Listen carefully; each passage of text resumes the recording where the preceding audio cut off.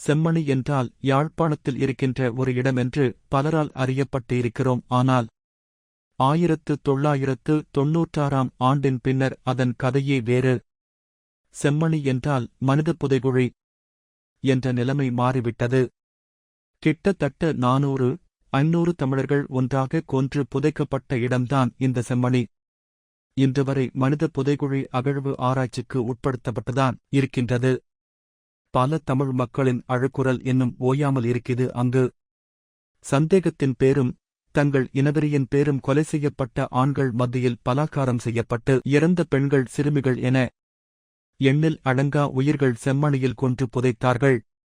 உறவுகளை இழந்தவர்களும், உறவை தேடி சென்று இறந்தவர்களும், சென்ற நண்பன் திரும்ப வருவான் என்று காத்துக்கொண்டு தினம் தினம் இறந்து கொண்டு இருக்கும் நண்பர்களும் சுமக்கும் ஒரே வலி செம்மணி. வழமையாக நகைச்சுவை கதைகளை உருவாக்கும் ஜனார்த்தன் இம்முறை நம் கதையை வலியுடன் தந்து இருக்கிறார். கதைக்களம் மீண்டும் 96 ஆண்டுக்கு எம்மை அழைத்து செல்கின்றது. 5 நிமிட படம் என்றாலும் ஆழமான கதை இது நமது கதை. பெரியாவா